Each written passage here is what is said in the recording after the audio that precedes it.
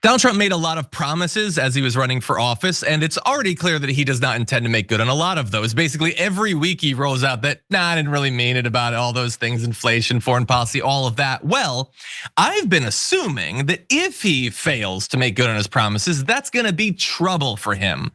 But maybe it won't be, because when you poll the American people, they don't really seem to have very high expectations for Donald Trump's first year as president. Only about 2 in 10 Americans are either extremely or very confident that Trump will be able to make progress on things like lowering the cost of just about anything in America over the course of the next year. And you can see on this chart what they think about his ability to do a lot of different policies. But at the bottom there, do you think he can lower the cost of food and groceries, which was talked about constantly? Only about 21% are extremely or very confident about that. 61% are slightly or not at all confident. And that's the high watermark for what they think he'll do in terms of prices. Fewer think he'll help with the cost of housing. Even fewer than that think he'll help with the cost of healthcare through the entirety of 2025.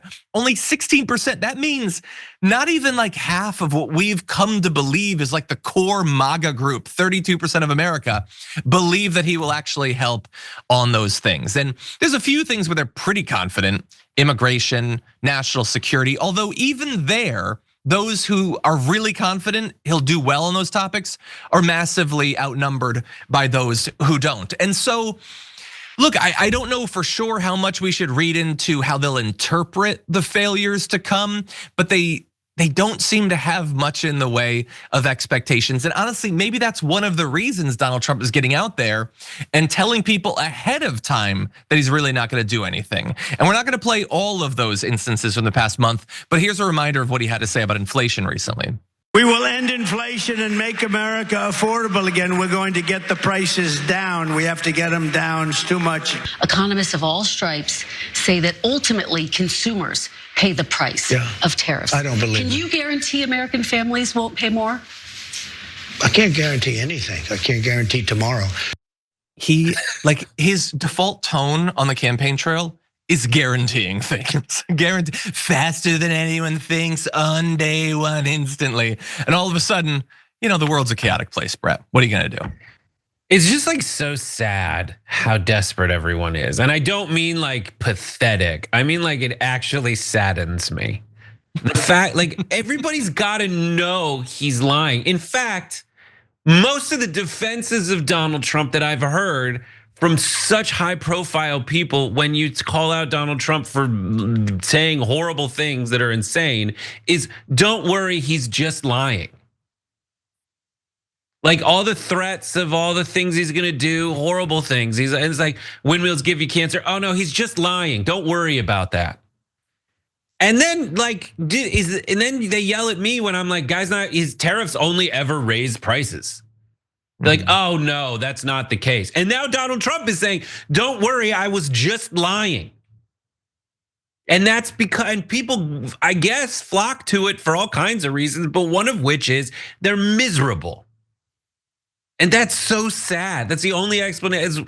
That's the only positive, that's the most positive explanation. They're hateful is the other thing. I love that when they're like, I'm very confident he can fix immigration. That is like the most placebo diagnosis I've ever seen. Like, I am confident this thing he said is the problem, even though it's not. He will fix it.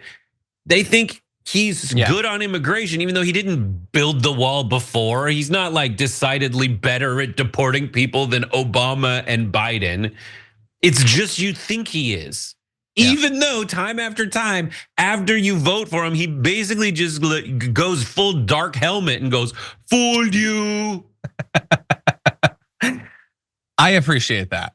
If we're gonna get the TikTok refugees though, I think we gotta update our references, both of us. We enjoy the classics, that's our problem. But you're totally right, you're totally right. Now people are gonna say in the comments, Jackal Dragons, Third Shift Zombie says, just a reminder, they didn't really vote for him, they voted against Biden and kind of Harris. And that is one way to read this potentially, particularly when, here's a bit more evidence for that. When you take a look at his actual proposals, they don't have much support. Like the only one that has majority support is eliminating taxes on earnings from tips, which they're probably not gonna do, and which also will not accomplish anything like they implied that it would. And I say that as a guy who lived on tips for years and years. It's not gonna benefit waiters and bartenders. It's made for hedge fund investment bankers and all that stuff. But anyway, they don't approve of most of this stuff. Eliminating the debt ceiling, pardoning people on January 6th, withdrawing from the Paris Agreement, the tariffs, eliminating protections for transgender students.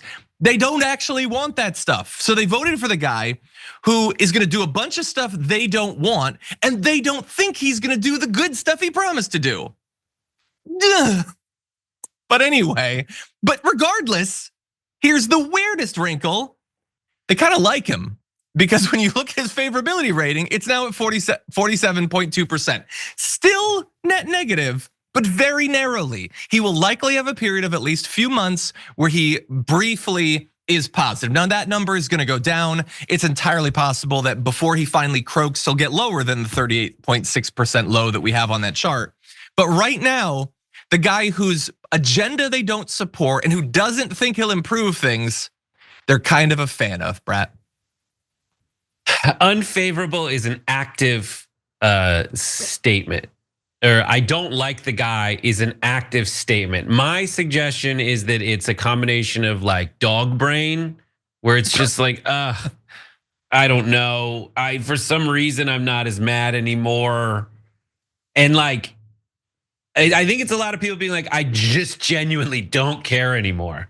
Like I can't, for my own health, after an election, when it's settled, like your unfavorable rating is gonna go down, your favorable rating is gonna go up, because it's like I can't live with this hate and vitriol because it's negatively affecting me, and I have no control over it anymore. That's how I read it. And then there is that dog brain, it's like, I don't know, we're all a herd. I guess we're supposed to like president. Maybe. I've heard of lizard brain. I haven't heard of dog brain in that particular way. Thanks for watching our video. Did you know that you can support our show by becoming a subscriber? Just click the subscribe button and also ring the bell so that you get notifications when we're live or when we post new content.